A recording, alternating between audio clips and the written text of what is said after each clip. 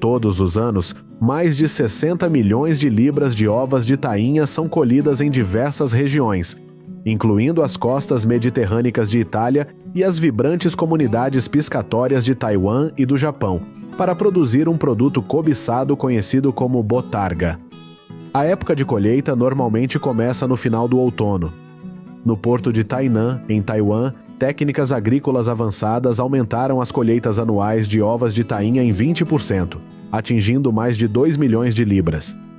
Em média, uma única tainha pode render até 5% do seu peso corporal em ovas, o que significa que um peixe grande pode fornecer quase meio quilo deste produto valioso.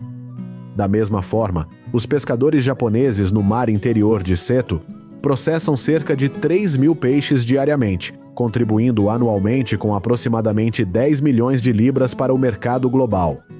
Entretanto, o crescente mercado da Flórida registra capturas anuais superiores a 1,5 milhões de libras, impulsionadas pelo aumento da procura nacional e internacional. Depois de colhidas e preparadas, as ovas de tainha passam por um meticuloso processo de cura, que influencia significativamente o preço da indústria global de botarga, avaliada em 250 milhões de roles. A botarga mais cara vem da Itália e pode custar até o 200 roles o quilo. Os sacos de ovas são cuidadosamente lavados para eliminar as impurezas antes de serem fortemente salgados. O processo de salga pode durar de algumas horas a um dia inteiro, dependendo do tamanho das ovas. As ovas são então pressionadas empilhando-se umas sobre as outras sob pesos pesados. Depois disso, são lavados um por um. Em seguida vem o processo de secagem, que é feito de forma diferente entre os países. As fábricas japonesas e taiwanesas empregam técnicas tradicionais de secagem ao sol, virando a cada 2 a 3 horas, dependendo da intensidade do sol. Como a membrana das ovas pode ser facilmente quebrada, algumas instalações remendam as ovas quebradas com membranas de intestino de porco. Esta etapa de PET é provavelmente a mais demorada de todo o processo, que requer pelo menos 5 trabalhadores qualificados para um lote de 3.000 ovas. Essas instalações processam aproximadamente 3 milhões de libras de ovas anualmente para exportação para os mercados dos Elesquiniza e da Europa. Enquanto isso, os fabricantes italianos penduram-nos à sombra.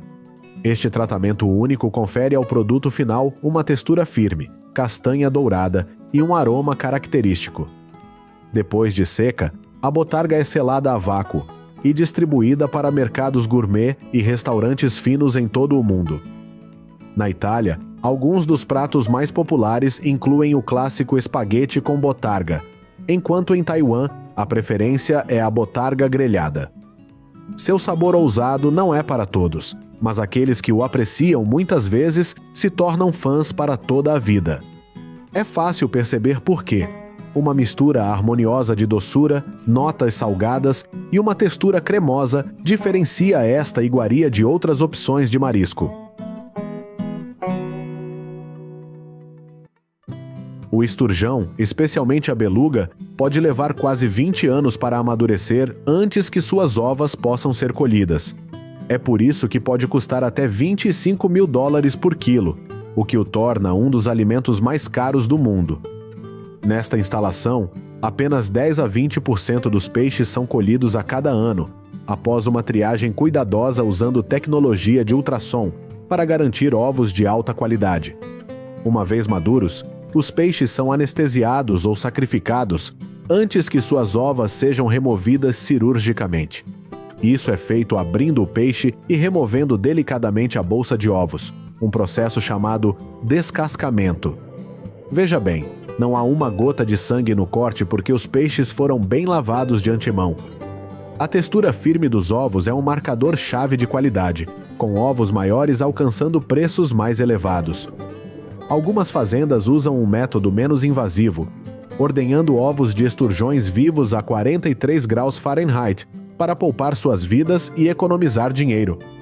Os ovos são então separados do saco de ovos esfregando-os suavemente sobre uma grelha de metal para remover as impurezas. Cerca de 8 peixes são processados por dia, o que equivale a cerca de 16 milhões de ovos. Se necessário, coágulos sanguíneos ou ovos mal formados são cuidadosamente removidos com uma pinça. Esse processo pode levar cerca de 1 hora por lote. Na Marshallberg Farms, uma das maiores fazendas de caviar do Zichenetiro, após a extração das ovas, os ovos são enxaguados e imediatamente salgados com sal fino e natural de Minas. Esta etapa é crucial, pois não só realça o sabor, mas também preserva o caviar para venda no varejo por até 3 meses. Depois de preparado, o caviar é embalado em latas herméticas, classificado e enviado para todo o mundo. O caviar é normalmente classificado em 2 categorias principais: superior e clássico. O caviar superior apresenta ovos maiores, de cor mais clara e com textura mais firme, ao preço de $1.200 americanos o quilo, enquanto o caviar clássico, com ovos menores e mais escuros, é vendido por cerca de $798 americanos o quilo. Alguns caviares envelhecem por até 3 meses, o que aprofunda o sabor e aumenta o valor da iguaria. Embora o Mar Cáspio seja uma das regiões mais conhecidas do mundo para a produção de caviar, porque atrai algumas das espécies de esturjão mais populares, os peixes são agora cultivados em todo o mundo. Em 2023, os USAID importaram $19,8 milhões em caviar, com a China dominando 70% do mercado. No entanto, as explorações agrícolas americanas também estão a crescer rapidamente, produzindo mais de 5.300 libras de caviar anualmente, mais do dobro da produção do ano anterior. As ovas de salmão, também conhecidas como ikura no Japão, seu maior consumidor, são processadas de forma semelhante ao caviar. A textura é deliciosa, um pop satisfatório quando você pressiona suavemente os ovos contra o céu da boca, seguido por uma explosão de sabor suculento. A criação e o processamento desses peixes exigem muita mão de obra. Portanto, embora sejam mais baratos que o caviar, as ovas de salmão ainda são vendidas por cerca de $100 americanos o quilo nos Esekweu-ura. As ovas de salmão vêm em vários tamanhos, desde pequenas pérolas de 5 milímetros de salmão sockeye até ovos maiores, de tamanho centimétrico, de salmão amigo. Os ovos têm consistência e cor semelhantes a mel. Para uma experiência culinária japonesa, experimente o sushi ikura. Este prato tradicional apresenta uma tira de alga nori enrolada em arroz de sushi e coberta com uma generosa porção de ovas de salmão. Muitas pessoas preferem ovas de salmão porque, embora não sejam tão caras quanto o caviar, são repletas de nutrientes, incluindo ácidos graxos ômega 3 e minerais que aumentam a resistência à radiação UV e combatem os danos do sol. A colheita de ovas de arenque em algas é um método tradicional usado para produzir ovas de arenque comerciais, especialmente em regiões como Alasca e Colômbia Britânica. A única coisa é que as ovas de arenque podem ser consumidas imediatamente após a colheita, porque na verdade não estão no peixe. Toda primavera, os pescadores colocam leitos de algas submersas no oceano, onde se prevê que o arenque desova. Os peixes põem ovos nas folhas das algas, e as algas cobertas de ovas são cuidadosamente coletadas. Você pode até ver o primeiro sinal de desova lá de cima, que é a água de cor clara, porque os ovos de arenque são brancos. Alguns outros lugares usam diferentes tipos de plantas em vez de algas. As plantas ficam encharcadas por apenas 2 a 3 dias ou até que a água comece a clarear. Depois de colhidas, as plantas são processadas por lavagem e cura para preparar as ovas para comercialização. As ovas são imersas em solução de salmoura por até 24 horas. Esta técnica é valorizada pela sua sustentabilidade, pois permite que as populações de arenque permaneçam praticamente intactas, enquanto produzem ovas valiosas para exportação, especialmente para o Japão, onde é considerada uma iguaria chamada kazunoko. No entanto, a colheita de ovas de arenque desta forma não é tão produtiva como a colheita do peixe inteiro com uma rede grande. Somente em Kodiak, no Alasca, mais de 15 mil toneladas de ovas de arenque são processadas anualmente. Fábricas em lugares como Hokkaido, no Japão, lidam com 4 mil libras de ovas diariamente. Para os mercados da Europa e dos e-commerce EUA, as ovas são frequentemente embaladas frescas ou congeladas e enviadas em sacos selados a vácuo para preservar a frescura durante o transporte. O Japão continua a ser o maior importador, com quase 90% das exportações de ovas do Alasca destinadas aos mercados japoneses, onde as ovas de arenque são um alimento básico para as celebrações do Ano Novo. Após o processamento, o Kazunoko de qualidade premium pode ser vendido por mais de $120 americanos o quilo, especialmente quando vendido em lojas especializadas ou diretamente em restaurantes sofisticados.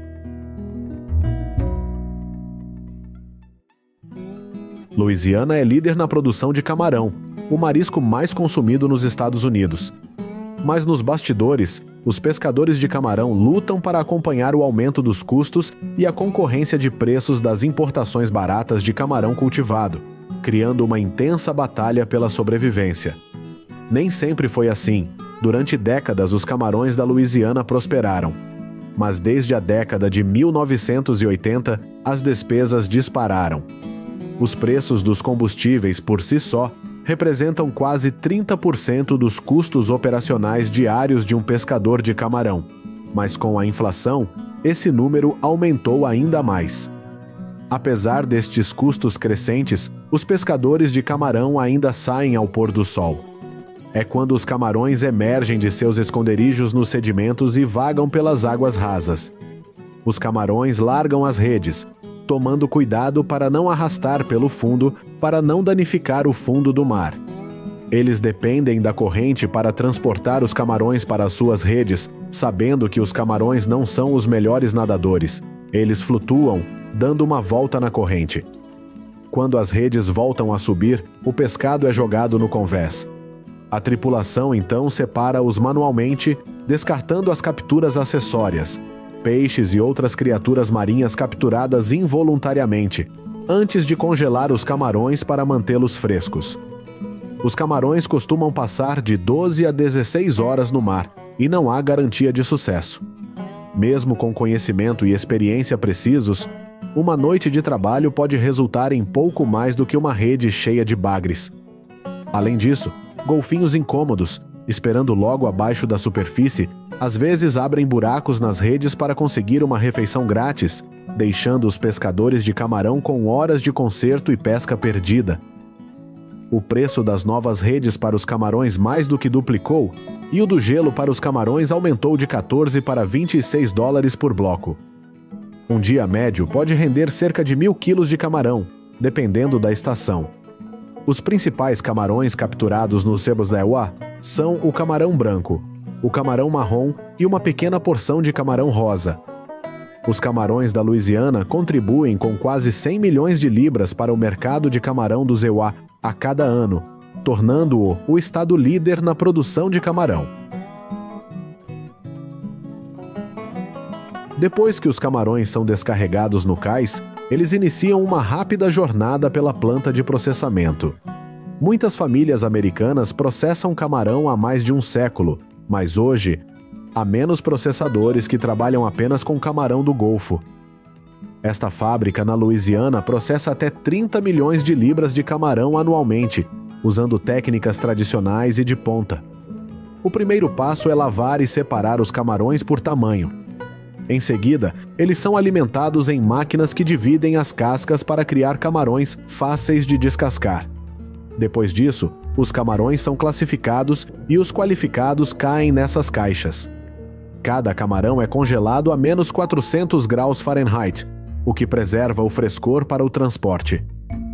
Em seguida, os camarões são divididos em sacos de 2 quilos, cada um com um código de barras de rastreabilidade.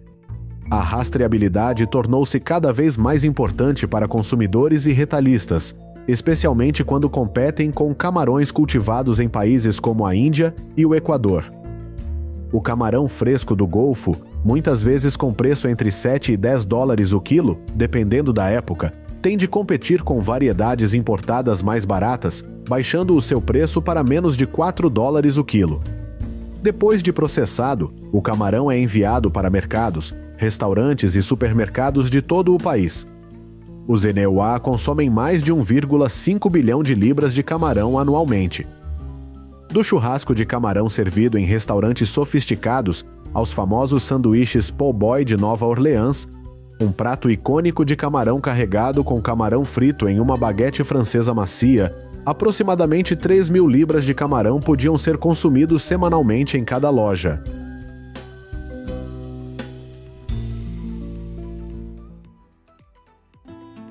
Apesar da sua contribuição de 1,3 milhões de dólares para a economia, a indústria do camarão da Louisiana está a lutar pela sobrevivência, uma vez que 96% das docas de camarão foram fechadas. No centro da questão está a concorrência do camarão cultivado. Países como a Índia, a Tailândia e a Indonésia dominam agora o mercado global, produzindo camarão a uma fração do custo, devido aos custos laborais mais baixos e aos subsídios governamentais. O camarão é frequentemente cultivado e criado em currais superlotados que poluem as águas costeiras. Na Índia, as explorações de camarão contribuíram para a destruição dos mangais, ecossistemas vitais para proteger as costas e apoiar a vida marinha. Sem a devida supervisão, os antibióticos são utilizados em demasia nestas explorações, contribuindo para o aumento de superbactérias, bactérias resistentes aos antibióticos, que já mataram quase 1.300.000 pessoas anualmente em todo o mundo. A criação de camarão em alguns países tem sido associada ao trabalho forçado e a condições de trabalho perigosas. Muitos trabalhadores, muitas vezes mulheres, trabalham durante horas em condições frias, descascando camarões à mão por salários escassos, muitas vezes com pouco ou nenhum equipamento de proteção. Apesar das claras diferenças de qualidade, os KTUI carecem de supervisão adequada para garantir que o camarão importado é seguro. Apenas cerca de 1% das importações são inspecionadas quanto a contaminantes, como antibióticos proibidos. Um estudo de 2017 da Louisiana State University descobriu que 30 das 42 amostras de camarão no Zewerisester testaram positivo para antibióticos ou antimicrobianos que são ilegais no Zewerisester. A situação deixa os camarões norte-americanos numa batalha difícil contra a concorrência estrangeira. Só em 2023, os Ecoda importaram 1,7 milhões de libras de camarão, quase igual a 90% do consumo total do país. Estas importações, embora 30% mais baratas, estão a exercer uma enorme pressão sobre os pescadores de camarão nacionais. Eles agora têm que competir com fazendas de camarão que podem produzir durante todo o ano, ao contrário dos camarões selvagens, que são restritos por estações e cotas. No seu auge, na década de 1990, a indústria do camarão da Louisiana sustentou 22.000 empregos. Hoje, esse número está diminuindo à medida que os barcos ficam parados e os processadores fecham as portas, produzindo 20% menos camarões do que no pico.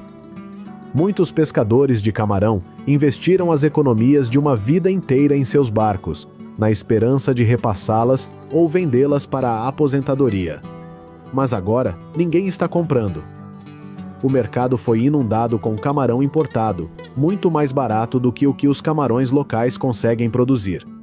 Os camarões encontram-se numa situação difícil. Não conseguem um preço decente pelo seu camarão e não conseguem vender os seus barcos para escapar ao ciclo. De volta à Louisiana, alguns pescadores de camarão estão tentando pressionar por mudanças. Querem mais inspeções ao camarão importado e regulamentações mais rigorosas que nivelem as condições de concorrência. Eles também defendem leis de rotulagem que exigiriam que restaurantes e supermercados indicassem claramente de onde vem seu camarão. Essa transparência poderia ajudar os consumidores a fazer escolhas informadas, apoiando os camarões locais e protegendo a sua saúde. No entanto, mesmo com as novas leis em vigor, alguns restaurantes ainda consideram o camarão importado como local, aproveitando o preço mais barato. mas a maré pode estar mudando. Multas são agora impostas a restaurantes que rotulam falsamente o camarão importado como nacional. O Departamento de Saúde da Louisiana recebeu 2.600 violações por restaurantes que rotulam erroneamente frutos do mar. Ainda assim, será necessário mais do que multas para salvar a indústria local do camarão. A realidade é que os camarões da Louisiana estão em dificuldades. Alguns viram os preços do camarão nas docas caírem pela metade nos últimos anos, mesmo com o aumento do custo de operação dos seus barcos. Não são apenas os camarões que estão sofrendo. Os proprietários das docas, alguns dos quais estão no negócio há gerações, estão a ver cada vez menos barcos a chegar para descarregar. A indústria foi atingida por furacões, derramamentos de petróleo e agora por uma enxurrada de camarões baratos vindos do exterior. Apesar das probabilidades, os pescadores de camarão da Louisiana continuam saindo. Fazem-no por amor ao mar, pela tradição e pela esperança de que um dia as coisas possam melhorar. Mas sem mudanças significativas, essa esperança pode não ser suficiente.